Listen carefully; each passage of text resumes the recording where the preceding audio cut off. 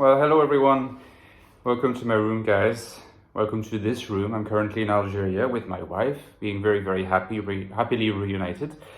It's good to see you, and I wasn't planning on recording a video today, but I had a bit of a flash of inspiration. So here we go. It's interesting because this background is just like the way the wall looks, but it reminds me of this very famous photo of Wittgenstein, you know? Not that I'm comparing myself to him, but if you know the photo, you'll know what I'm talking about. Anyway, today, we're going to be talking about what I propose to call NI Banishment as an alternative interpretation of the INFJ Doorslam.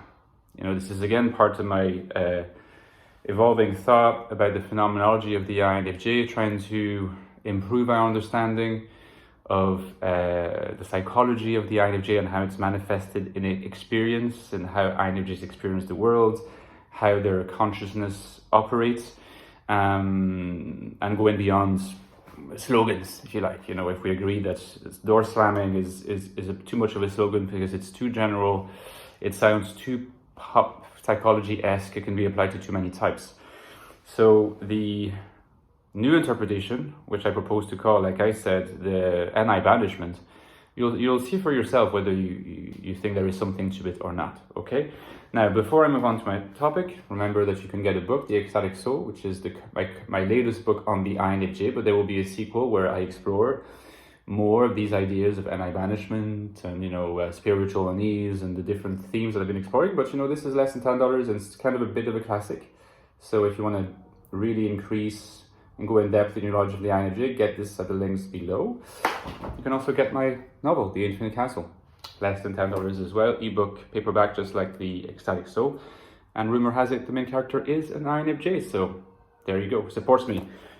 Also consider joining my Patreon, where there's more and more exclusive content, and there will be more exclusive content to come. It's only $3 onwards, really cheap option to be part of a small but growing community of like-minded individuals, and it really supports me as well. So the link is below. Now, anyway, so NI Banishment. So what is my current thinking on this question? Well, first of all, you notice that I'm using the phrase banishment, which is, or the word banishment, which is kind of an interesting word. It's both extreme, but it has a slightly more, I don't want to say spiritual, but it has a definiteness to it, a finitude to it, that goes beyond the merely interpersonal or social, like we described the door slam. Door slamming is something that, you know, we would use in very ordinary conversation. Banishment is something a bit more serious. And I think that unlike the door slam, once we move closer to a concept of banishment or NI banishment, we are hopefully zeroing in on something that is actually specific to the INFJ. Okay. And we'll see that it's not even specific to the INTJ, even though they are LI leads, and it's not quite specific to the ENFJ, even though they are FENIs. So very close to NIFE. So what is NI Banishment? So the way I'm thinking about it is the following. If you read the Ecstatic Soul, or if you will read it at some point, you'll know that I talk a lot about vocational INFJs in this book. And vocational INFJs are essentially INFJs that are harnessing the fruits of their NI insights in collaboration or cooperation with other people. That is to say, they harmonize a group of people around them, or they harmonize into a group of people to further exchange around their vision, to try to turn this vision, rather than, you know, just some idea in their head, which could lead to various forms of egomania, if you like, or extreme self-centeredness, which can be a real problem for alienated INFJs. They open up and they share with other people. So we have a real kind of connection there between NI and FE at work. The thing is, an INFJ is fundamentally an introvert, and it's not actually always that easy to bring FE into the picture. It's never going to be the most natural thing for an INFJ, even though FE is auxiliary. And there's always the color TI in the background as well. So vocational INFJs, of course, we have the ideal types, the types that we look back in history and we're like, they were super successful at it. So of course, you think of Buddha, you think of Jesus, you think of the Prophet Muhammad. You know, there's many other ones, but there's the three that just come to mind immediately. They were the most successful at being highly vocational INFJs, not keeping their NI insights to themselves, over the long term, over the long time, bringing a lot of people around their vision. And we don't need to all be that successful. We don't need to be all that enduring in so doing. We can do it at a more modest level. But these are ideal types in the sense that individuals like these are very rare.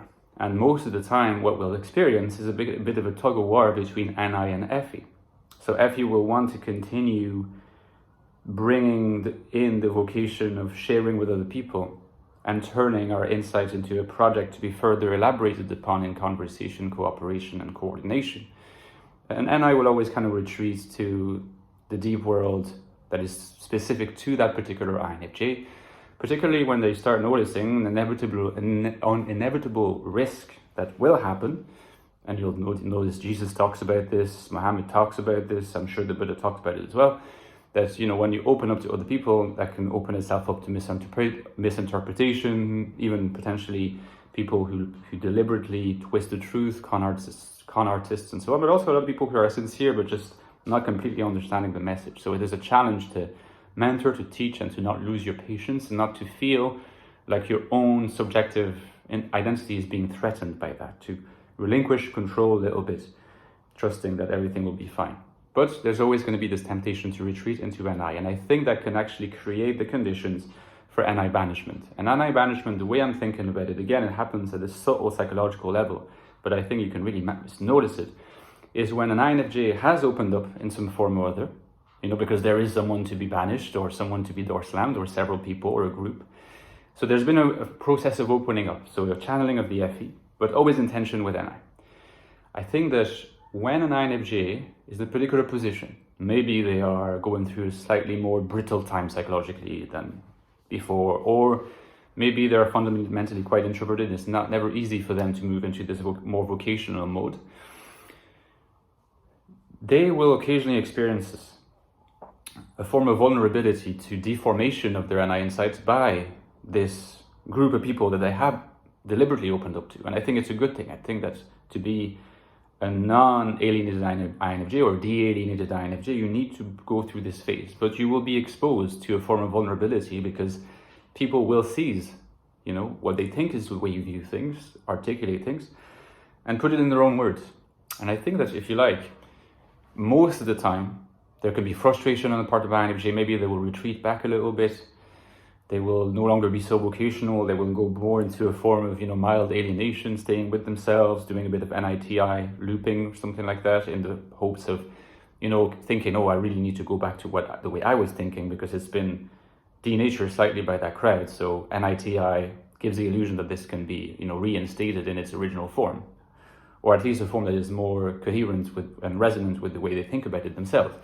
But I think that sometimes there's just a point of no return that's reached when someone has seized the insight, seized the opportunity, like the group opportunity and the opportunity of the content of the particular insight, and really done something with it that the INFJ thinks is so foreign to what they represents them, maybe mixed with some FEing of, trying to move in a way that is antithetical to the INFJ's view, that will create a sense that, the NI insight has been betrayed to the extent that this person has to be excluded from, if you like, it's not so much that the person has to be excluded from the INFJ's life as an individual, but sometimes from the INFJ's life and the people around them, with whom they're still comfortable in sharing the insights because they think that something collaborative and higher than its original product will issue from, even if there's always a form of tension.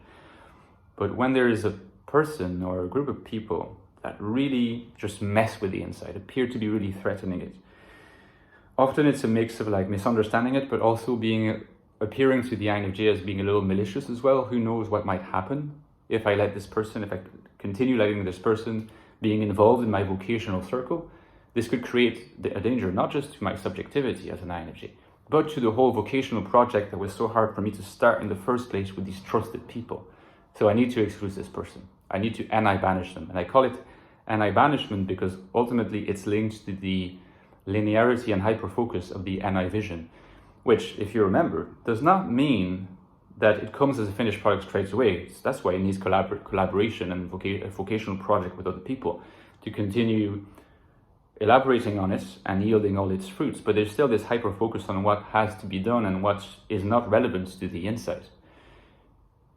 If someone is verging way too far and toying with it and being provocative, often, if you like, the INFJ's NI will just freeze and say, okay, you're out, and you're not coming back. And so if you like, the finality of this is linked not just to the INFJ having super confidence in themselves, because we know that INFJs don't always have super confidence in themselves, but if there's something that they're hyper confident about, is they know what their prescience, the vision that issues for their prescience is about and where it's supposed to go. This they have full confidence in. If they exclude someone because they've decided that this person in sense is a danger, the person is not coming back. So if you like, you have the version of the INFJ Doorslam here that is more akin to a form of INI banishment. You're banished from a group of people who have been engaging with the INFJ as part of vocational FE. But you're posing a threat, so you're banished. And again, it's different from the INTJ. The INTJ don't need to do that because they're not going to lead this vocational life around trying to kind of harmonize with other people in order to further elaborate their NI insights, because they don't have FE. They operate differently. And if you notice in the case of the ENFJ, because FE is dominant, the focus is much more social.